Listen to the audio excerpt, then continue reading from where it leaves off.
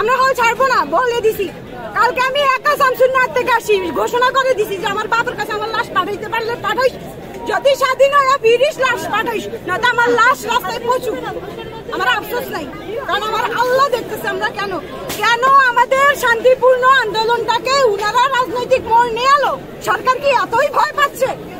কেন ভয় পাচ্ছে উনি কেন ভয় পাচ্ছে? উনার তো ভয় পাওয়ার কোনো কারণ নাই, আমরা দেখতেছি না কোনো কারণ। আমরা বলি নাই কোটা বাতিল করতে, আমরা সংস্কার করেন, কিছু ক্ষেত্রে সংস্কার করেন।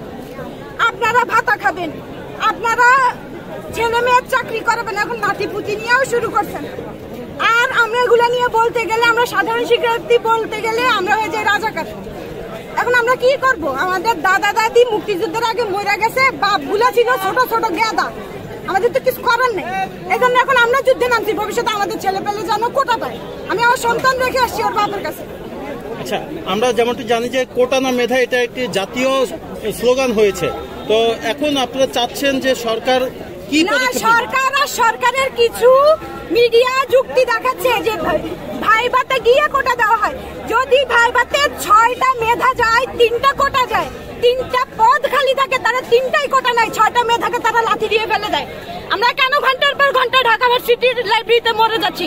আমাদের সংসার নাই, আমাদের সন্তান নাই, আমাদের বাবা মা নাই।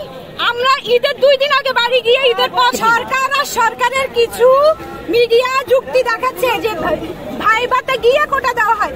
যদি ভাইভাতে 6টা মেধা যায়, 3টা কোটা যায়, 3টা পদ খালি থাকে, তারা 3টাই কোটা নেয়, 6টা মেধাকে তারা লাথি দিয়ে ফেলে দেয়। আমরা কেন ঘন্টার পর ঘন্টা ঢাকা ভার্সিটির লাইব্রেরিতে মরে যাচ্ছি? আমাদের সংসার নাই, আমাদের সন্তান নাই, আমাদের বাবা মা নাই। আমরা ঈদের 2 দিন আগে বাড়ি গিয়ে ঈদের পরের দিন বাসা থেকে চলে আসি। কেন আমাদেরকে কেন এত ফোর্স করতে হইতেছে? ছাত্রলীগের সাথে আমি ব্যক্তিগতভাবে কোনো ধরনের কোনো কিছুতে জড়াতে চাই না, কারণ তারাও এমন অনেক ছাত্রলীগের মেয়েরা আছে আমার হলে যাদের ফ্যামিলি জানে না তারা ছাত্রলীগ করে, তারা শুধু জানে ছাত্রলীগ তাদেরকে একটা সিট দিচ্ছে, তারা সেটাতে থাকছে। এই মেয়েগুলাকে আমরা যদি আক্রমণ করি, ওদের বাবা আমার বুক খালি হবে। ওরা আমাদেরকে আক্রমণ করলে আমাদের বাবা আমার বুক খালি হবে। সরকারের কিচ্ছু হবে না, সরকারের কখনো কিচ্ছুই হয় না এই দেশে। এই সরকার পতন হলে সরকার দেশ ছেড়ে চলে যাবে, এই সরকারের পতন হলে সরকার দেশ ছেড়ে চলে যায়, প্রশাসন দেশ ছেড়ে চলে যায়।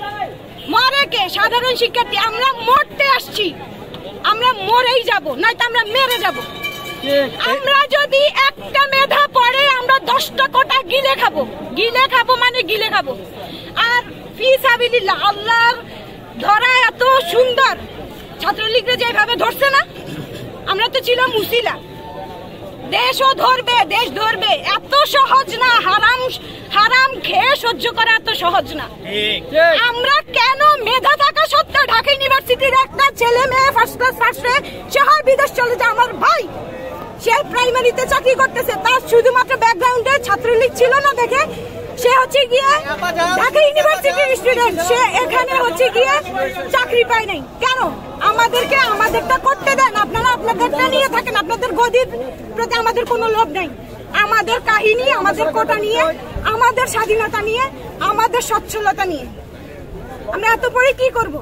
তাহলে এখন এখানে আমরা মানে ওই যে কি বলে গরু পালবো, উনার ওখানে প্রচুর জায়গা, আমি দেখেছি একবার, প্রচুর জায়গা গরু পালবো, এখানে ধান চাষ করবো। আলহামদুলিল্লাহ মল চত্বরে পুরো ঢাকা ইউনিভার্সিটি পোলাপাইন থাকতে পারবে, আমরা এখানেই থাকবো। আর কিছু বলার নাই ভাই।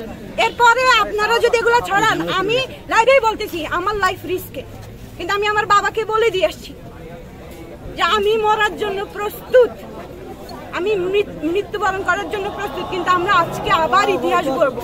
ওরা 25শে মার্চ আনাইছে না আমাদের উপর, 25শে মার্চ আসছে কিনা ছাত্রছাত্রীর উপর, তাহলে 16ই ডিসেম্বরও আসবে, দেশ স্বাধীন হবে ইনশাআল্লাহ।